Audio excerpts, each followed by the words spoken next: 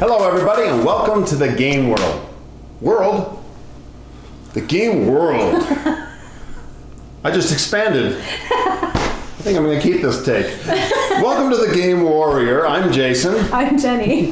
And today we are going to review the game Tiny Epic Dungeons, designed by Scott Almes and published by Gameland Games. And we're going to start with what we're offering, with the value that we're offering. Jenny, take it away. So the point of this video is ultimately to try and help you decide whether you buy the game, play the game, maybe don't purchase it but play it at a convention or something, or possibly avoid it altogether. So that's just the service that we're offering to you. If this is useful to you, hopefully it'll help you figure out whether you want to invest some money or time in this game. So before we get into the game, let's talk about what the game is. The game is a classic dungeon crawl.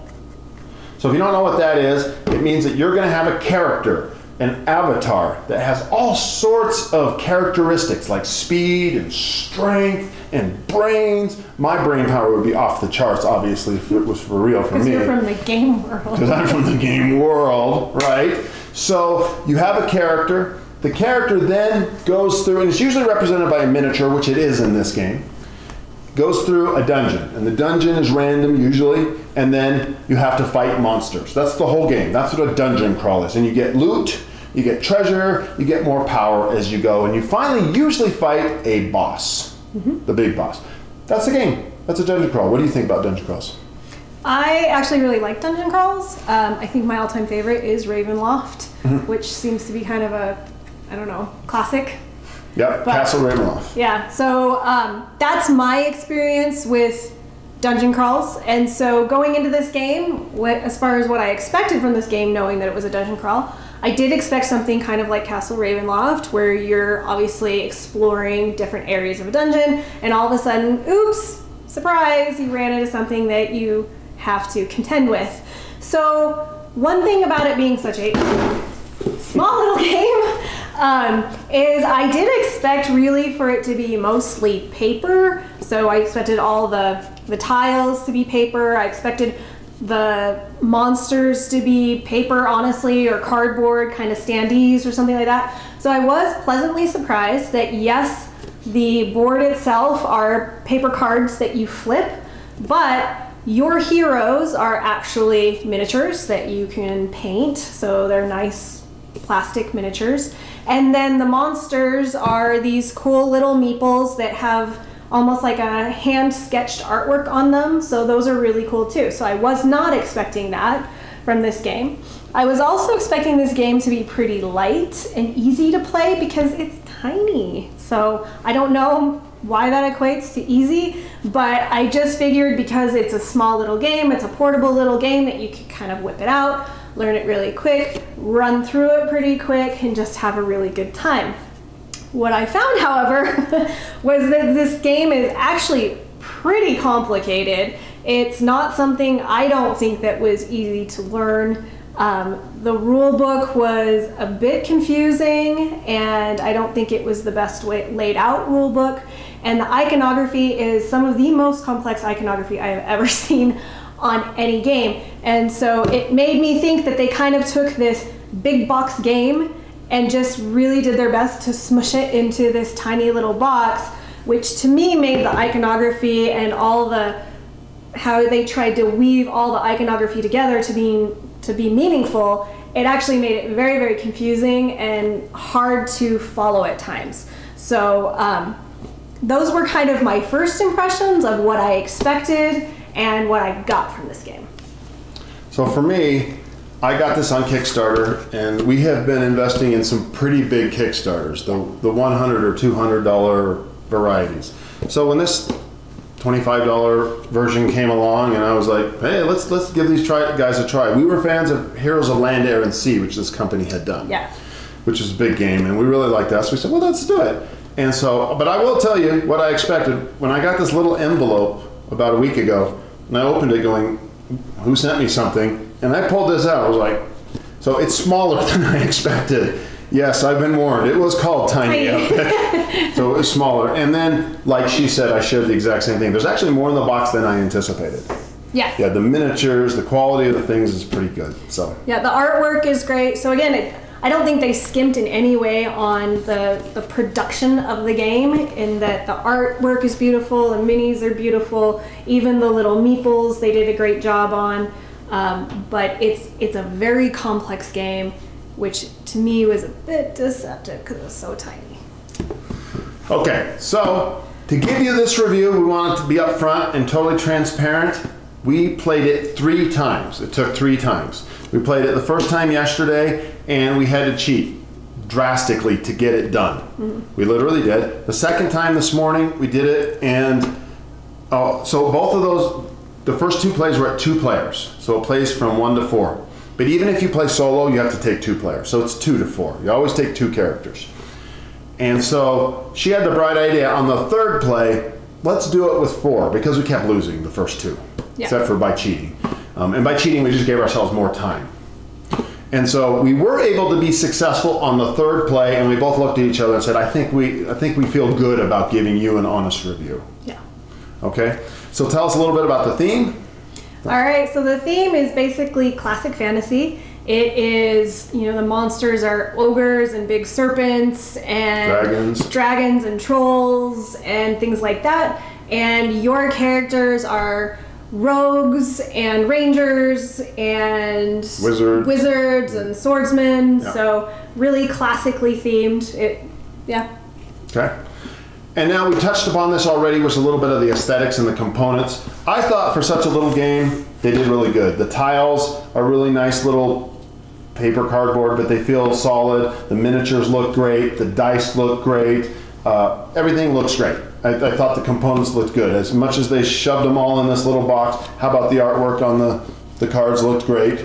Yeah, the artwork's beautiful. It's very vibrant, lots of beautiful colors. So yeah, they did an amazing job on the artwork.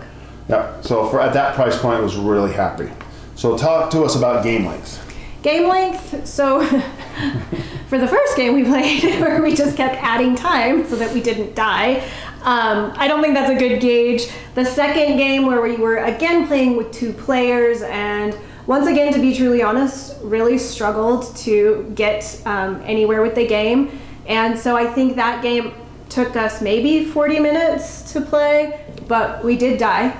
And then finally on the 3rd round, where Jason took 2 player characters and I took 2 play characters, I would say it took us an hour, and we were able to finish the game and win.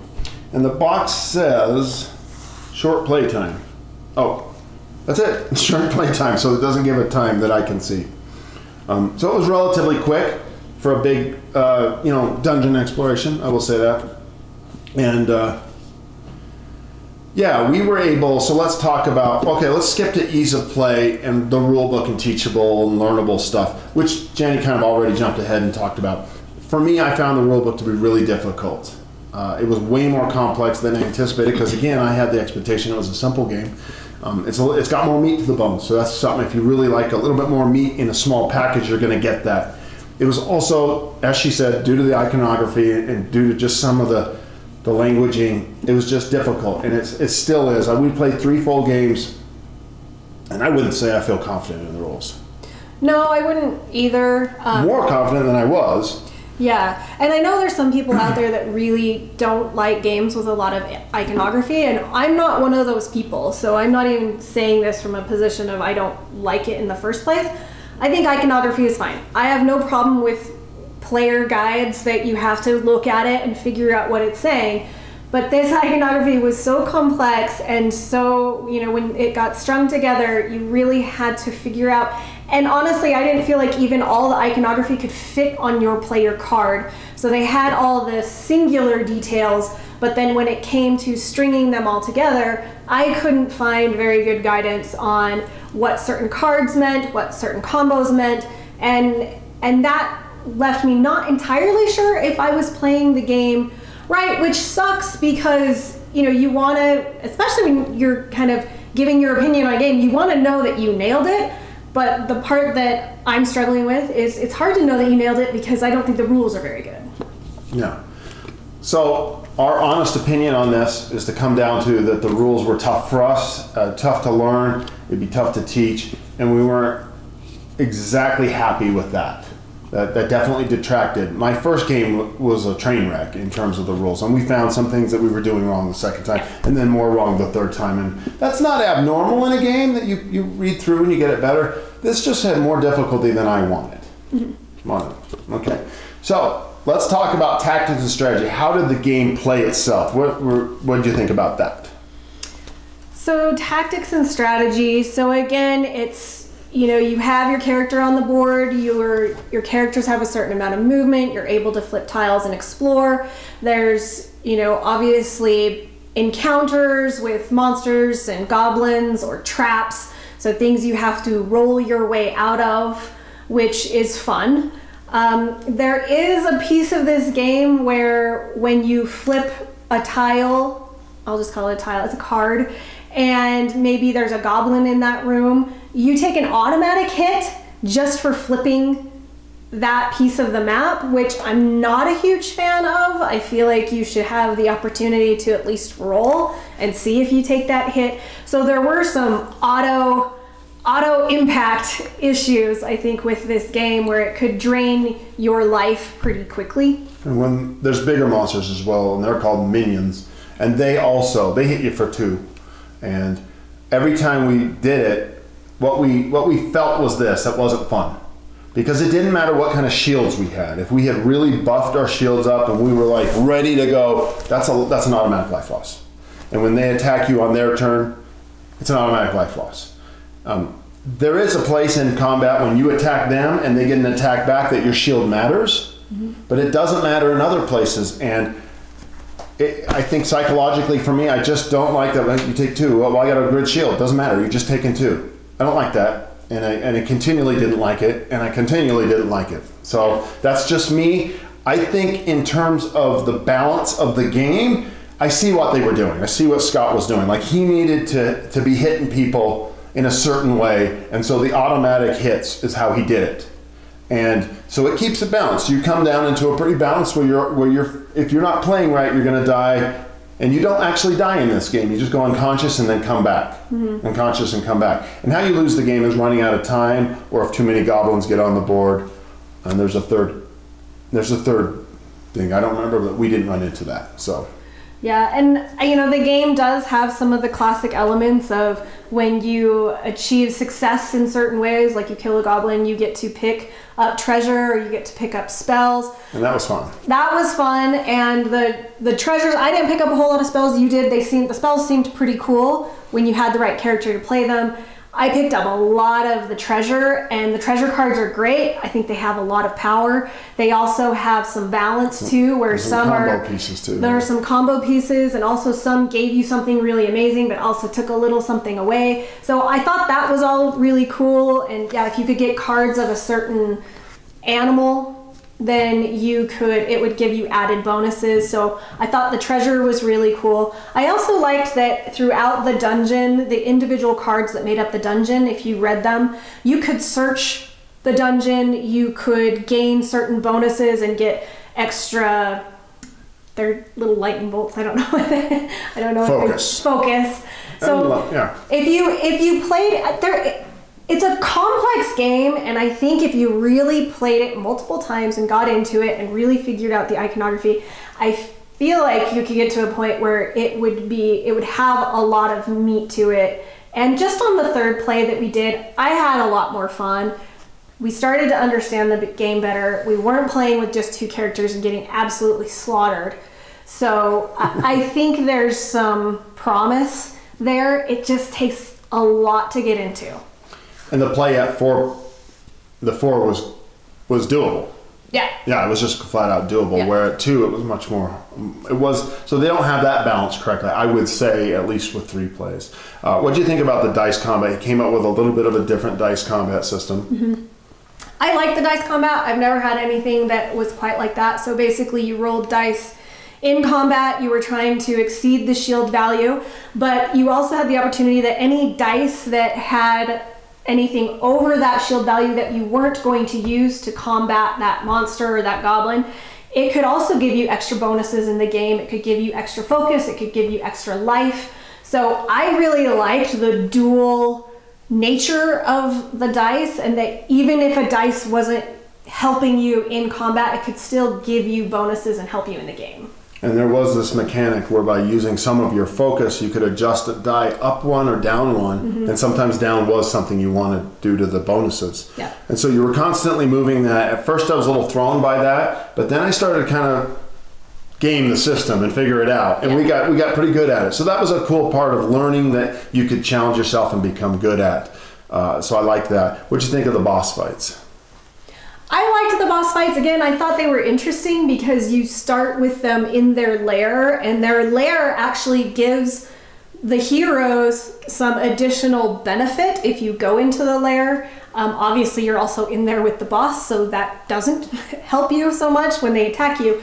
But I liked that it wasn't just that easy that the boss just showed up in whatever tile you were in. He was down in his lair, you would have to go down in his lair to get him. And even lure him out. And then, yeah, there's a mechanism to lure him out of his lair. So I really liked the boss fight. I thought that was pretty cool. All right. So let's wrap this up with a challenge. How did you feel? Was it challenging? I know you like a game that challenges you appropriately. Yeah, it was a challenging game, and I mean that in a good way, in that I do feel like that once you can get into it quite a bit and become more comfortable with it, I do feel that there's some pretty good balance points to it. My biggest frustration with the game is just the challenge of the rules? The challenge of the rules and the challenge of the iconography. I felt like every time that I went to do something with my characters, I had to come to a screeching halt and figure out the iconography again. And when you add treasures to your character, it compounds what you can do in regards to the iconography. So it just actually makes it more complicated. So that's my biggest frustration with the game. I feel like this game could be incredibly fun, but that hurdle, it was frustrating. So, couple more things. One, is it available? Don't you love these reviews? You listen to the whole review and then you find out it came out on Kickstarter. It's not going to retail and you're just like, thanks. I want the game, but I can't get it. You can get it. It's coming. It's not quite out, but it's going to be in retail, broad places. I looked a couple places right before we got on this video. You can go get it on Miniature Market for example. 24 bucks. So 24 bucks, a nice price for a little game. If you like it, you go pre-order it, and I would get, I'm sure it's coming in the next couple. I don't know when it's coming. I have a feeling it's coming soon. So let's move to our final rankings. And in the buy, play, avoid area, we're going to give it a number 1 through 10, which is the Bgg Rankings, which I'm more familiar with than you because she doesn't have a Bgg account. And so would you like to go first, or I'll go first? You go first. Yeah. I'll go first. Okay. So I'm going to do two things. One, I'm going to give you my number, and this is my number. This is just me. And what we try to do is give you a whole bunch of information so that you can make an autonomous decision, right? My opinion doesn't matter anything here. I'm just trying to give you as much information so that you have that valuable information to know whether to buy it, play it, or avoid it. So for me, I'm going to give this game a 5. So that's pretty low. That's pretty low. 5 or a 6. It was lower than that at the beginning. It came up to a 5. But the bottom line is, and I want to say this as respectfully as possible, is that I probably don't want to play this again. I have no desire to play it again. Now, if she said, I really want to play this again, I'd do it. Absolutely. I'd do it. And it wouldn't be the worst thing in the world. I wouldn't scream. But I just don't have that much interest in it. And that's where I landed on that. So I don't know if my opinion in the end is of value, but I am sharing it because I do know that people like to know the numbers.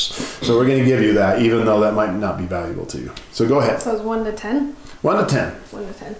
I would give this a 4. I think it has a lot of promise, and if you are willing to dig into this game and really, overcome the hurdles that I ran into, I do think based on the last game we played, the third game we played, it was fun. It just had so many stops and starts as you tried to figure out once again how to work your character, how to work the monster, how to do all of that. So I would say a 4. I think if you're into this kind of game and you're willing to really put in the work, you may love it. But if this were to go into our library today, I don't think I would ever pull it out of our library to play it again. Yep. And so that's where we're at with that. I hope this was useful. That's the whole purpose of this. We're just not up here talking because we like to look at each other and hear each other talk. Though we do like to do that too sometimes. And you have been listening to the Game World or Warrior. Or Warrior.